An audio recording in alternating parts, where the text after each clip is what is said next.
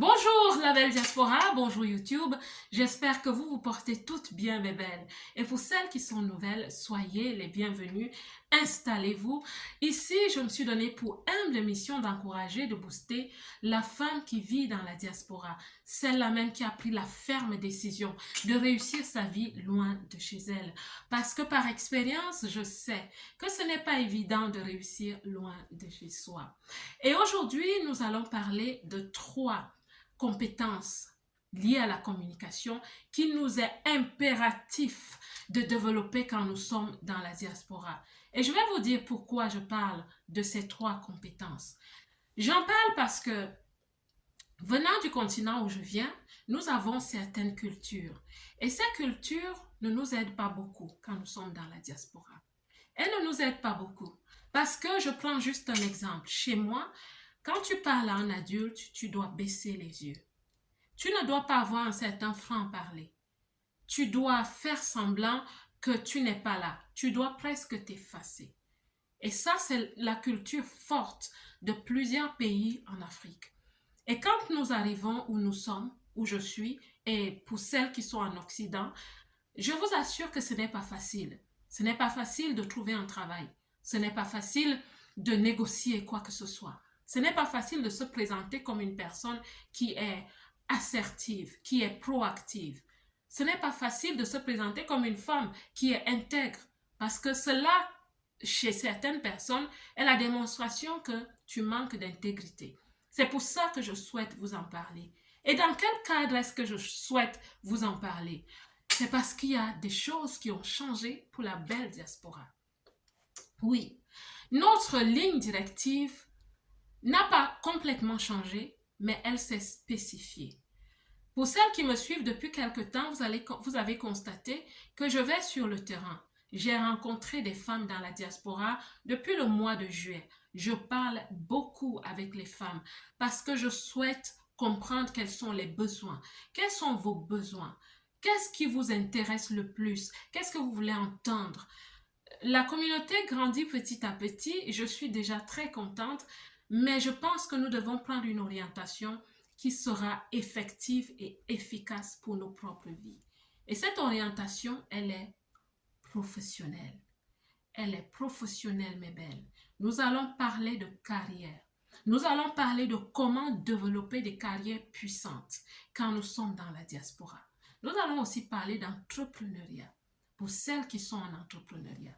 Nous allons parler de l'état d'esprit qui nous aide à réussir comme des Amazones des temps modernes quand on est loin de chez nous, dans une autre culture.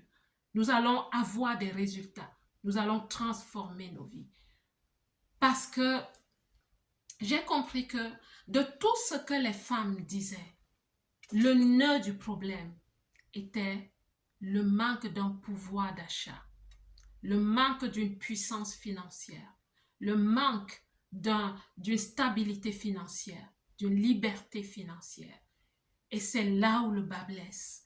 C'est pour ça que plusieurs n'arrivent pas à faire de grandes choses. C'est pour ça que certaines n'ont pas une parole, n'ont pas la parole. C'est pour ça que plusieurs dans les entreprises n'arrivent pas à grandir, à se développer, à avoir des promotions, donc un plus haut salaire pour améliorer leur vie. C'est pour ça. Et mes belles, nous allons remédier à ça. Nous allons remédier à ça. Je vais nous parler des compétences qu'il faut. Je vais nous parler de l'état d'esprit qu'il faut. Je vais nous parler. Et quelqu'un va me dire, mais pourquoi est-ce que tu te sens légitime pour le faire? Écoutez, petit à petit, je vais me présenter à vous. Parce que le plus important n'est pas qui je suis. Le plus important est ce que vous recevez de mon expérience, de mes capacités et de ma structure en tant que coach de vie, des outils que je vous apporte et que je souhaite maintenant vous apporter de façon très spécifique dans le cadre de la carrière, de l'entrepreneuriat et comment gagner de l'argent pour améliorer sa vie dans la diaspora. Ça fait environ 23 ans que je vis dans la diaspora, je vous l'ai déjà dit. Et depuis que je suis là, ça fait environ 20 ans que je travaille. Ça fait environ 20 ans que je suis active dans le milieu professionnel. Je suis allée de gloire en gloire. Je vais maintenant parler en toute humilité, mais je souhaite que vous me compreniez et que vous compreniez pourquoi je pense que je suis adéquate pour ce message. Quand j'arrive, je commence à me lancer dans la recherche du travail après avoir fait des études d'entrepreneuriat ici. Je me lance dans la recherche d'un emploi. Je souhaite aussi dire que j'ai une formation commerciale. Mon background est commercial. Et donc, je commence à chercher du travail et par la grâce de Dieu, je travaille dans des entreprises de référence. J'ai travaillé pendant longtemps dans des grandes organisations. Je le dis en toute humilité, mais je souhaite vous mettre en confiance. C'est pour ça que je le dis. J'ai travaillé dans des organisations où, quand un Néerlandais de souche apprend que je travaille à telle entreprise, il me dit comment tu as fait toi pour être dans cette entreprise. Pour moi, c'était pas péjoratif. Quand on me pose ce genre de questions, c'était même un compliment parce que ça démontrait que, ok, il y a une grâce qui est sur moi. Donc, j'ai travaillé dans des grandes entreprises. J'ai travaillé autour des tables de réunion avec des vice-présidents d'entreprise. Je vous dis encore cela en toute humilité. Mais c'est une façon de vous dire que j'ai eu à apprendre des grands. Et puis, en ce moment, je suis au niveau du management en entreprise et à côté de ça, je suis devenue entrepreneur au registre du commerce depuis l'année 2022. J'ai créé une marque de vêtements. Je vous en parlerai plus tard. Le plus important, je vous dis, mes belles, ce n'est pas moi, mais la capacité et les compétences que je vous apporte pour vous aider. Nous avons besoin de cela dans la diaspora. Les femmes, il faut qu'on se réveille et il faut qu'on sache comment est-ce qu'on réussit. Je vous parlerai de comment j'ai réussi à faire certaines choses, à négocier certains salaires. C'est pour ça que je vais vous dire ces 3 choses que j'ai utilisées pour réussir dans le cadre de l'entrepreneuriat et même dans le cadre de la carrière. La toute première chose, ma belle, c'est que tu saches vendre et négocier. Oui. Si tu veux que je le parle en fonction de toi, que tu apprennes à te vendre et à négocier. Parce que quand on parle du travail, on parle du marché du travail. C'est le marché de l'emploi. C'est vraiment un marché, ma belle. C'est l'expérience que j'ai eue. C'est un endroit du donner et du recevoir. C'est un endroit de l'échange. Tu échanges tes compétences contre le salaire que tu reçois. Tu échanges ta promotion contre la valeur que tu ajoutes à l'entreprise. Les avantages que tu vas accumuler année après année partent du fait que tu apportes de ta compétence et de la valeur ajoutée. Donc, tu dois apprendre à te vendre. Tu dois apprendre à savoir parler de toi, à savoir parler de tes compétences, à savoir parler de ce que tu sais faire. Tu dois apprendre à négocier, ma belle. Tu dois apprendre à savoir négocier. Parce que tu auras à négocier des promotions, à négocier le salaire.